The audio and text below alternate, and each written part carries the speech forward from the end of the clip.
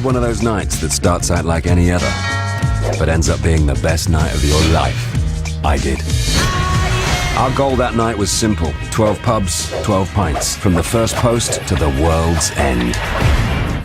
Well, it's actually really cool to get to talk to y'all, because I remember, I guess it's been like 10 years now, I was living in North Carolina. I had just gotten out of like boot camp for like 7 months, all this training and stuff. And the first movie that I saw, and I drove like 2 hours to Raleigh to see, was Shaun of the Dead.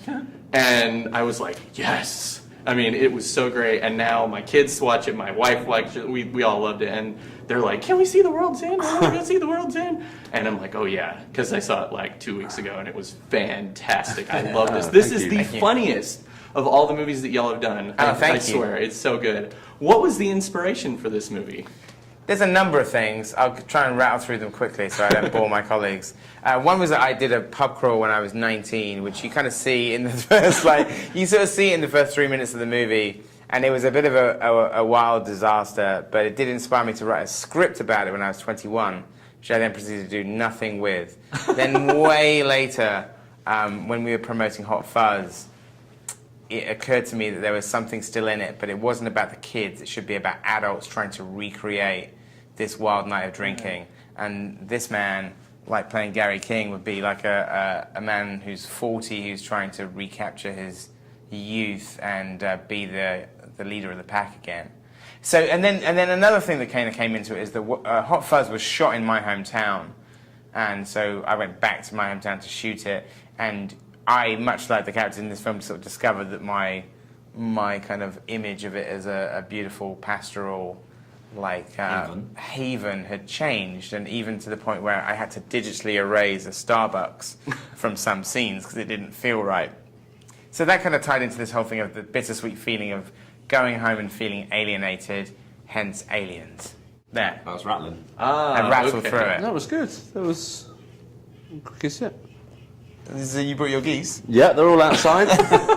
What is that? Next geese, a bunch of geese I keep with me. Oh, awesome. You take them everywhere that you go like a dog? Yeah, they clean me. It's his personal gaggle. Their bills, leave. How many of them are there? Oh, there's just a bunch of them, 6 or Just 7. a bunch of geese? Yeah, I just lay on the bed and they just like, they just peck at me. They beak you off. Awesome. Awesome. Help.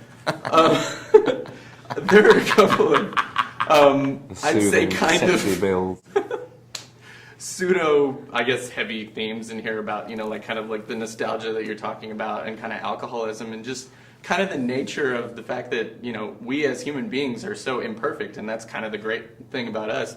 Where did that, come about, or did you, what do you want people to get out of this movie other than just a good time, obviously? Don't know what I'm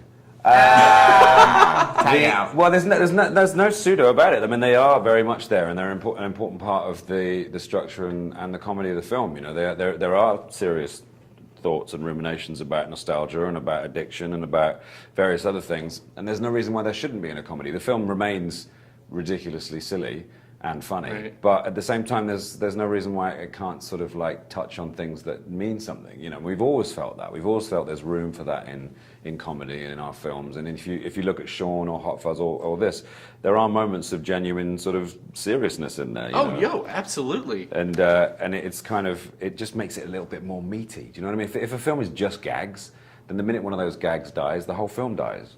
So if you drape it over something a bit substantial, good characters, good story, good thoughts and themes, you have something which is altogether a beefier proposition. Yeah, and it also gives you a reason to watch it again. Very beef jerky there. There's a lot of geese.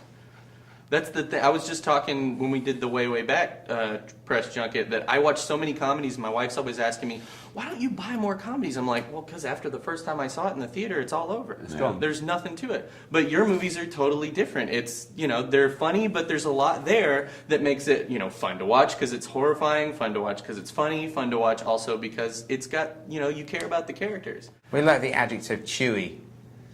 Like, it takes a while to chew on it. Like a Texan bar. Like a Texan bar, yeah. We used to have a bar in the UK, a chocolate candy bar in the UK called Texan. And it was really chewy.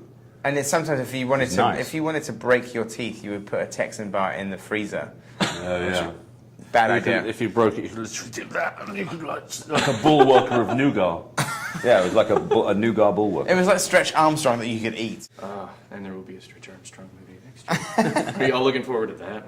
Yeah. Is that true? That is true, right? Yeah, it is. Taylor Lautner, I think, is Of course Stretch it is. Armstrong. Yeah. You're absolutely teeing up for. Was it a critics to stretch say. for you? Was Taylor? Was it a stretch for you this part? My next question's about. Let's get back on track. You two, yeah, about you two and Shaun of the Dead, and how did you guys get involved in that movie? Because obviously that's changed your lives tremendously. I mean, did you guys know each other before I then? wrote it. Well, yeah, Nick and I had known each other for approximately 10 years before we made Shaun of the Dead. Okay. And we've been friends for a long time, and then eventually I kind of wrote Nick into stealing scenes in the sitcom I was making, and mainly because, well, two reasons. One, that he was the funniest person I knew, and I was a stand-up comic. And two, I really wanted him to be in the show so I could hang out with him. And so, and Edgar directed that show, and there was a moment in that show when I spent a morning fighting zombies when I was kind of hallucinating that I was in a video game. And after we'd finished that sequence, Edgar and I looked at each other and we said, "This is too much fun. I can't believe we get paid to do this. Maybe we should make a zombie movie." And that's exactly how it happened.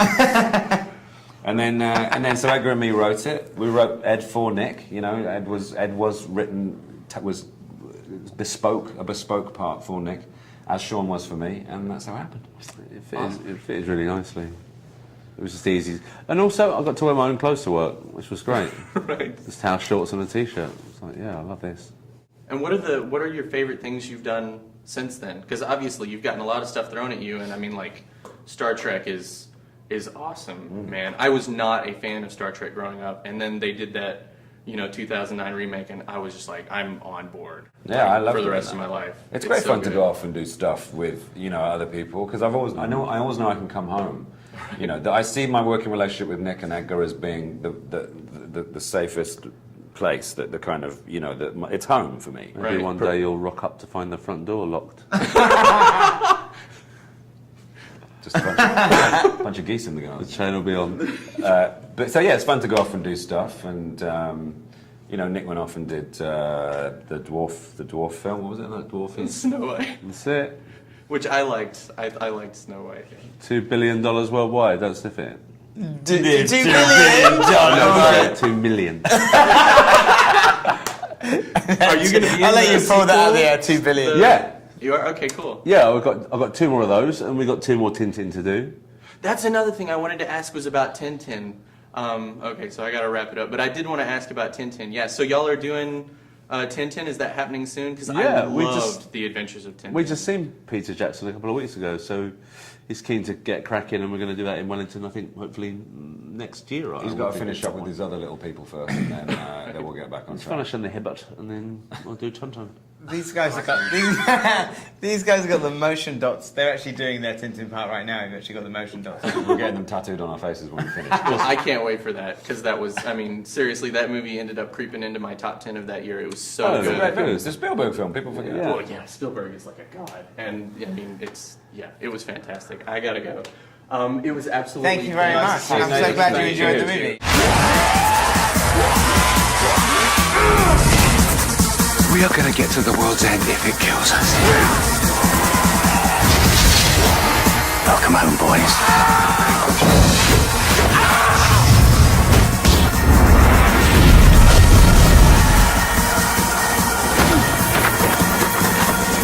Oh no!